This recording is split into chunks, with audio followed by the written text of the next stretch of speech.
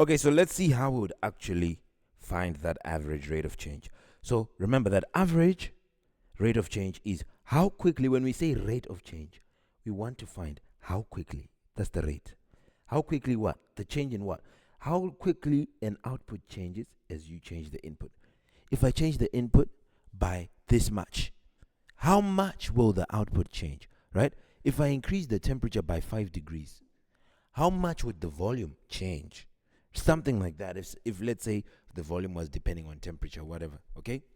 So now, if I travel for 5 seconds at this speed, okay, how much distance will I cover? Okay, the rate of change in distance over change in time gives you the speed. Speed, we're just trying to say.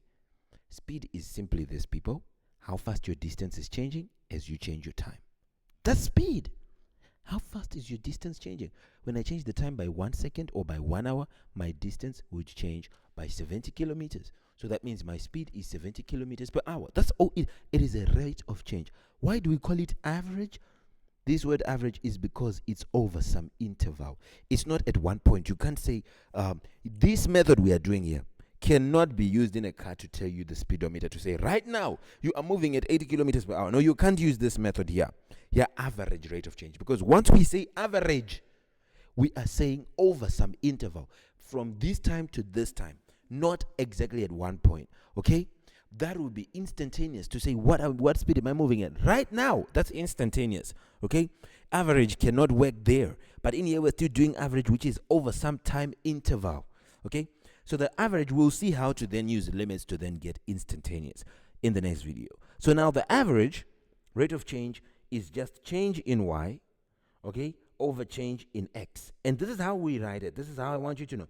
Change in y is like the change in your output over the change in x, which is your input. This is how I want you to know. Remember, to get a function, right now we are looking at, let's say you are from xa to xb. Okay, you have changed your input from x equal to a to x equal to b. Now you want to find the average rate of change. You must first find f of a. That means the output when x is a, and the output when x is b, and find f of b. Then you use this formula to say average rate of change is output here b minus output here a over b minus a. All right? If you are to look at on a graph, what does this average rate of change mean? It is the secant line. A secant line is a line that cuts your graph in 2 points. So this is the graph that is representing some motion that has happened, somebody traveling or whatever it is. Now we want to see how to find the average rate of change between these 2 points. We see this curve. This curve means it's changing along this issue. Okay, whenever you see a change, that means the rate of change is changing. But we want an average of that change, a constant one, to represent that change. Average one. And that is where we put this blue line. And that's the secant line. A secant line is a line that cuts your curve at 2 points. So now you would then be able to find the average rate of change. Okay, the average rate of change. Okay, rate of change. And it would be equal to change in y over change in x, right? Right? And what is your y? Oh, what is your y? Change in y is f of b minus f of a over change in x, which is b minus a. That's how your x changes from a to b. This is x equal to a, and it's going to change to x equal to b. Now here, right now, this is the output b. When you put the input b, this is the output you get. When you put the input a, this is the output you get, f of a. That's it. And you get your average rate of change. So now let's go and see a question here. This one was just to make you know the formula, that the average rate of change is f of b minus f of a over b minus a itself. Okay. You could also call it, you could also say that the average rate is f of a, but I don't want you to use this, minus f of b. You can do this as long as you say at the bottom a minus b. Okay, just make sure what you start with is what you start with at the bottom. But here we prefer this one, that the average rate of change is this. That's the average rate of change. F of b minus f of a over b minus a. Now, let's see how we would calculate it in a question. Here is a question. Calculating average rate of change. For the function, you get the function f of x is equal to x minus 5 squared. Find the net change. So net change is what is there on the top, which says f of b minus f of a. That's the net change. And then they don't only want the net change, they want the net change and the average rate of change. So they want those two things. Net change and average rate of change. How would I do it?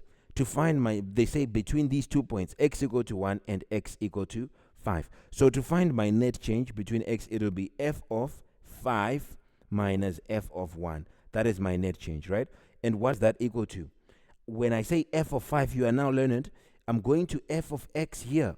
And wherever there's x, I'm now putting 5, okay? So if I want, I can get them one by one. I can say, all right, my f of 5 is going to be equal to, open bracket, wherever there's x, I'm now putting 5. 5 minus 5 squared, which is equal to what? 5 minus 5 is 0. 0 squared is 0. So f of 5 is equal to 0. Then what about f of 1? F of 1 is equal to 1 minus 5 all squared. Because where there is x, we are now putting 1 here, where there was x in our original function. Okay, because you remember your f of x is equal to x minus 5 all squared. So wherever there is x, I'm now putting 1. It is 1 minus 5, which is negative 4 all squared. Okay, that's your f in f1.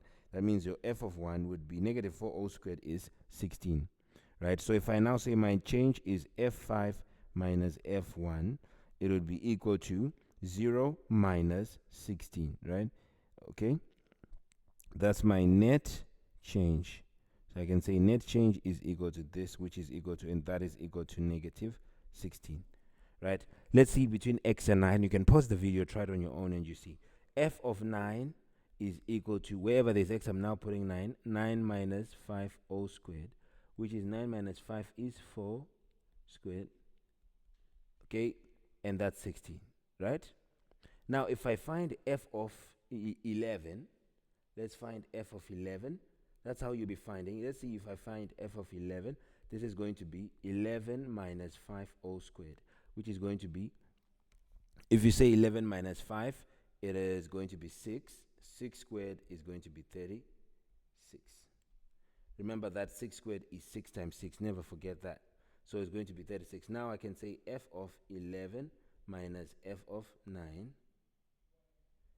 minus f of 9. This is going to be 36 minus 16, which is going to be for 36 minus is going to be 14, right? And you will be done. Is that okay? Is it 14? No, it's not 14, sorry. It's going to be 36 minus 16 is going to be 20. Wow, that was a bad calculation. So it's 20. Now let's go. It's going to be f of, now we are doing this part. We found f of 5 minus f of 1, but now we want the rate. So to now find average, you have to say average. Remember, because there's a time interval there. So you'd say average rate of change. What is this equal to? F of 5 minus f of 1.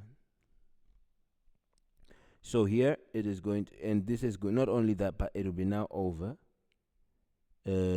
which is over, it is now over 5 minus 1. Okay. So now what would I do? F of 5 minus f of 1, I already found it to be 16 over 5 minus 1 is 4. And your answer will be 4. That's the average rate of change.